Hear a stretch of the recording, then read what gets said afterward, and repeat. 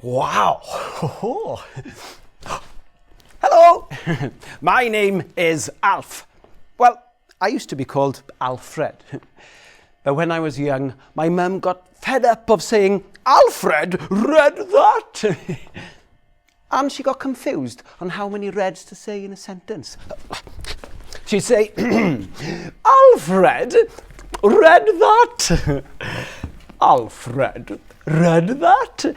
Alfred read that, Alfred read that, Alfred read that, Alfred read that, Alfred read that, Alfred read that, Alfred read that, Alfred read that. So she called me Alf. Alf read that. Alf read that, Alf read that, Alfred that, Alfred that, Alfred that, Alfred that, Alfred that, Alfred that. And it was true. Every time I saw a book, I read it. I love to read. Do you know why? The adventure. And I can go anywhere in the world without moving from here. Do you know what I use? Yeah, my imagination. And when I read, my imagination can go wild. Do you know who's my favourite author? Roald Dahl. His imagination is amazing. And do you know, his books have been translated to about 60 different languages all over the world. Do you know that Roald Dahl, he was born in Cardiff, our capital city.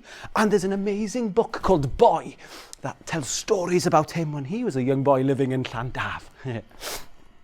Now today, I am going to try and pick my favourite Roald Dahl book. It's probably the hardest thing I've ever done since I was fighting a gorilla on the moon. I've narrowed it down to my favourite 5 books. Here we go. The first book is James and the Giant Peach. This is a story about a boy called James Henry Trotter. Well, it starts a bit sad, because his parents have been killed by a rhinoceros in a zoo in London. So he has to stay with 2 horrible aunties, Auntie Sponge and Auntie Spiker. Auntie Spiker is tall, skinny, and she spits when she speaks a chafi. Imagine what kind of woman she would be. I'll be her. Tall, skinny. Right then, James, you horrible little boy. Roald Dahl describes Auntie Sponge like a great white, soggy, overboiled cabbage. How would she look?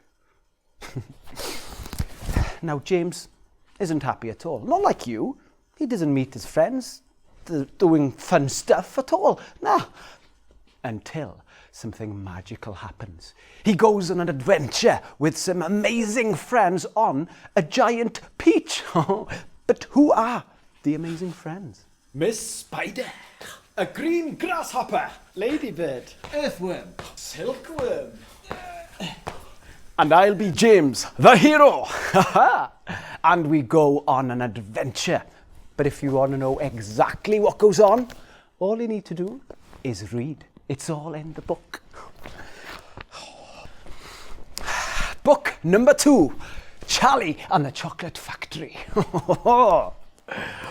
Do you like chocolate?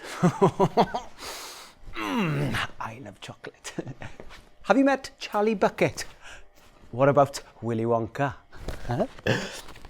Mr. Wonka can make marshmallows that taste of violets and rich caramels that change colour every 10 seconds as you suck them, and little feathery sweets that melt away deliciously the moment you put them between your lips.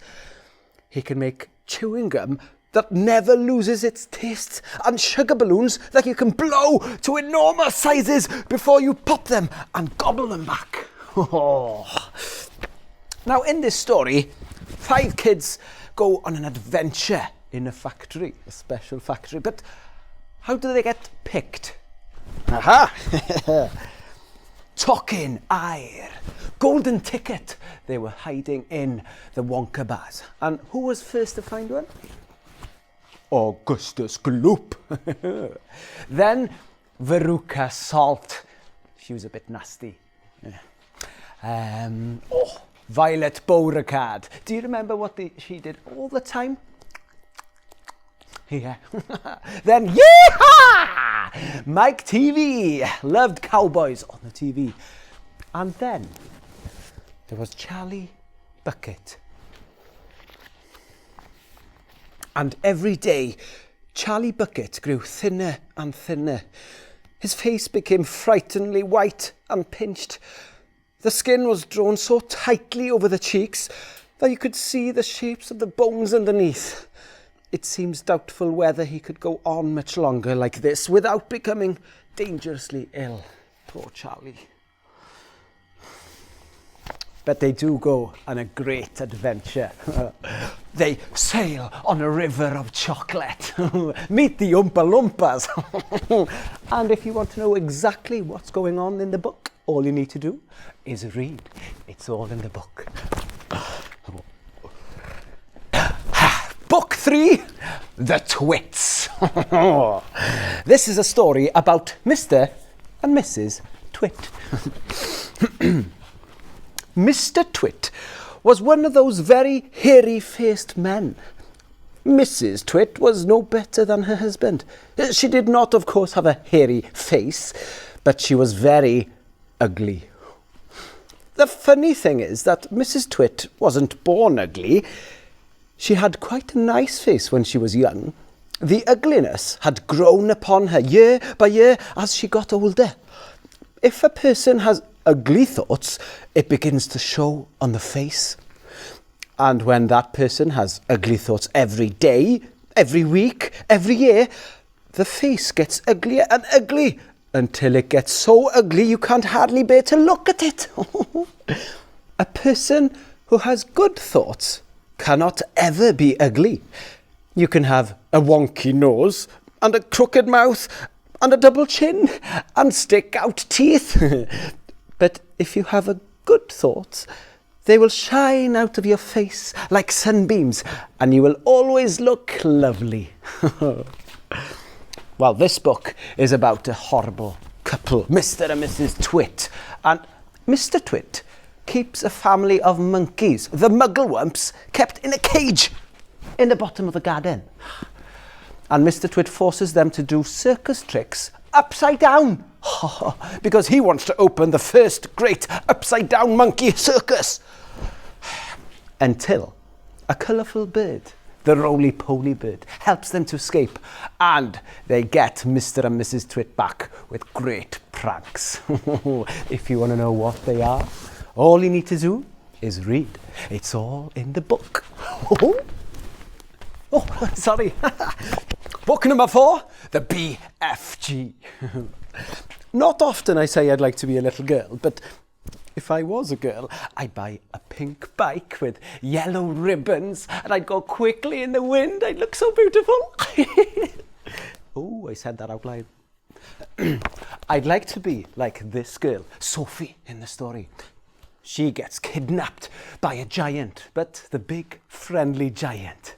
And they battle against the other horrible giants. Here are the names. The Flesh Lump Eater, the Bone Crusher, Man Hugger, Child Chewer, Meat Dripper, Guzzled Gulper, Maid Masher, Blood Bottler. Do you know what the big friendly giant collected? Dreams, yeah. Using these, and would collect them in the bottles. One more funny thing. The BFG used different words to you and me.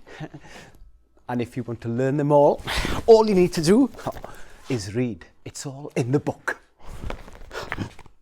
Oh, that's a good one.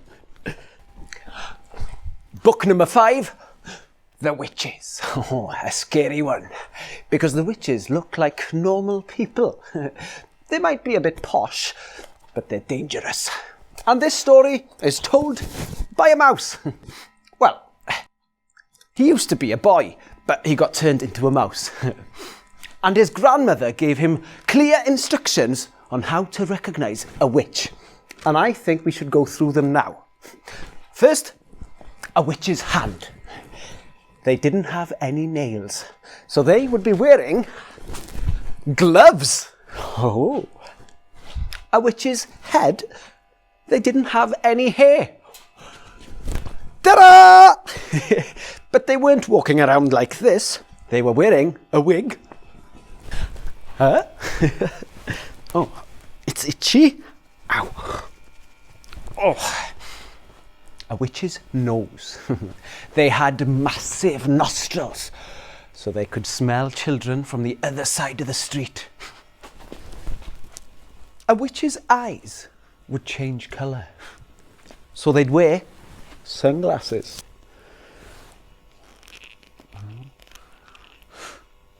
Huh? A witch's feet are disgusting. They don't have any toes. They were square, like bricks. So they would be wearing high heels. Yes. Huh? Oh. And they would walk a bit funny, like this. These are quite comfortable. Oh. Ooh. Oh.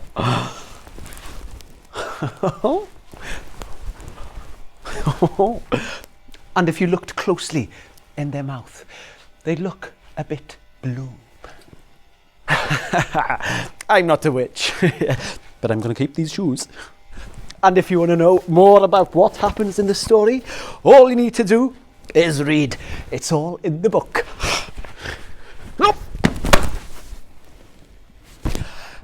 So here are my favourite Roald Dahl books.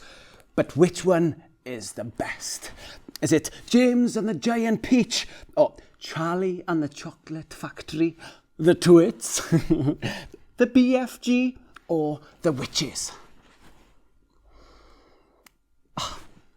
I can't choose one. I know. I'll read them all again. And I hope you can do the same as well. They are amazing.